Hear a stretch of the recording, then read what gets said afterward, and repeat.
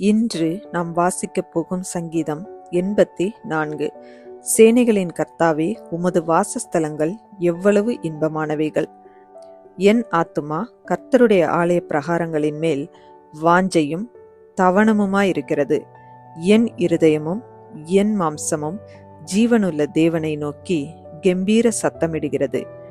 என் ராஜாவும் என் தேவனுமாகிய சேனைகளின் கர்த்தாவே, உம்முடைய பீடங்கள் அண்டையில் அடைக்கலான் குருவிக்கு வீடும் தகைவிலான் குருவிக்கு தன் குஞ்சுகளை வைக்கும் கூடும் கிடைத்ததே.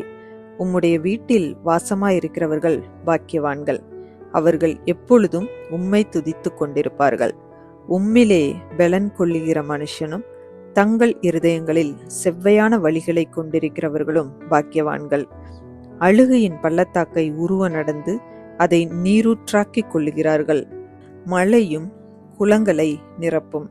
அவர்கள் பலத்தின் மேல் பலமடைந்து சியோனிலே தேவ சந்நிதியில் வந்து காணப்படுவார்கள்.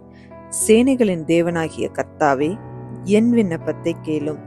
யாக்கோபின் தேவனே, செவிகொடும். எங்கள் கேடகமாகிய தேவனே, கண்ணோக்கமாயிரும்.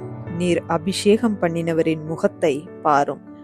1000 நாளை பார்க்கிலும் உமது பிரகாரங்களில் செல்லும் ஒரே நாள் நல்லது.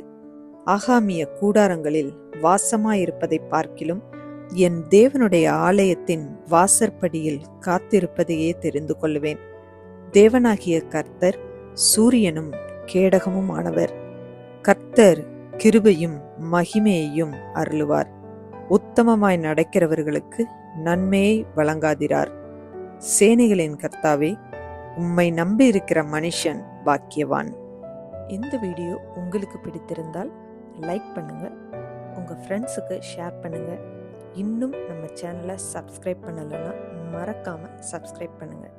சைடில் இருக்கிற பெல் ஐக்கானை ப்ரெஸ் பண்ணுங்க. மீண்டும் சந்திப்போம். நன்றி.